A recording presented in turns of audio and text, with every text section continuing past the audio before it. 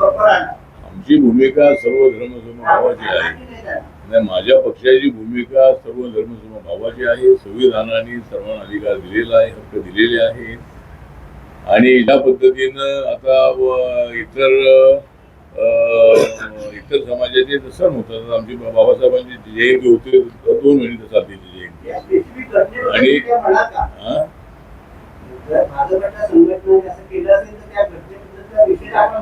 नाही, भाजपचा विषय नाही, निषेध विषय नाही. पण असं होऊ नये. आमचं म्हणणं असं आहे की ज्या पद्धतीनं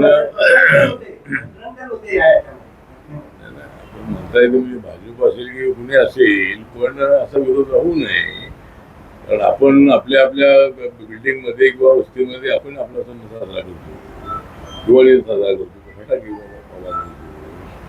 तर मुस्लिम समाजाने जर काय बोकडं आणले असतील तर लगेच त्याला विरोध करण्याची आवश्यकता नाही आहे. कारण संविधानातला भारत उभा करायचा असेल नाही, निषेध म्हणजे असं होऊ नये असं आपलं मत आहे. निषेधाचा विषय नाही. अशा पद्धतीनं करू नये.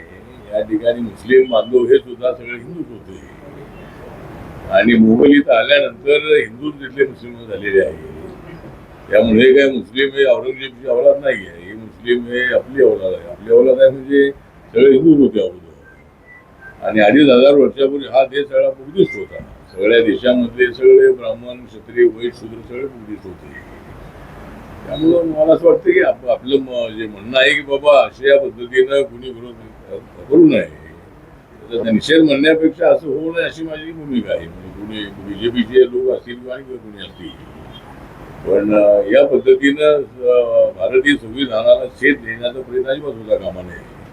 इथलं संविधान हे सर्वांसाठी आहे आणि सर्वांच्या धार्मिक भावना ठेच पोहोचू नये ही सर्वांनी काळजी घेतली पाहिजे असं आपलं मत आहे. झालेली आहे. आपण म्हणताय त्या मताची आम्ही सहमत आहोत की डिझेल जे आहे ते डिझेलचा पुरवठा पूर्णपणे अगोदर ठीकठाक होता. पण आता डिझेलचा पुरवठा नियमितपणे होत नाही तरी आहे आणि त्याला हे युद्ध हे कारणीभूत आहे. त्यामुळे मला असं वाटतं की एकदा संपलं की आपल्याला चांगल्या पद्धतीनं त्याचा पुरवठा होणार आहे. आणि आता याच्या अगोदर काय कधी असं झालं नाही. युद्ध होण्याच्या अगोदर डिझेल पेट्रोल कुठे कमी होतं असं नाही आहे. अनेक ठिकाणी सगळं मिळत होतं. युद्धामुळे तशी अडचण झालेली आहे. आता युद्ध थांबेल अशी आमची अपेक्षा आहे, पण अजून काही दिसत नाही आहे.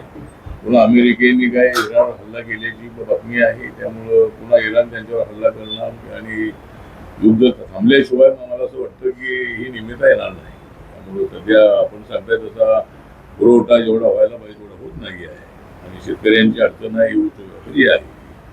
तरी त्याच्यातून त्यांना कशी अडचण येणार नाही याचा प्रयत्न आपल्याला करणं अत्यंत आवश्यक आहे. आणि तुटवड्याचं कारण थोडं हे आहे की उद्या पेट्रोल डिझेल मिळणार नाही. पण अनेक लोकांनी जास्त पेट्रोल डिझेल घेतलेलं आहे. साठा त्यांनी ठेवलेला आहे. म्हणजे अशा काही ठिकाणचे अनुभव आहे. पण आपण म्हणताय त्या मताशी सहमत आहोत की शेतकऱ्याची अडचण झालेली आहे. ती दूर कशी करता येईल याचा प्रयत्न नक्कीच आम्ही करण्याचा प्रयत्न करणार आहोत.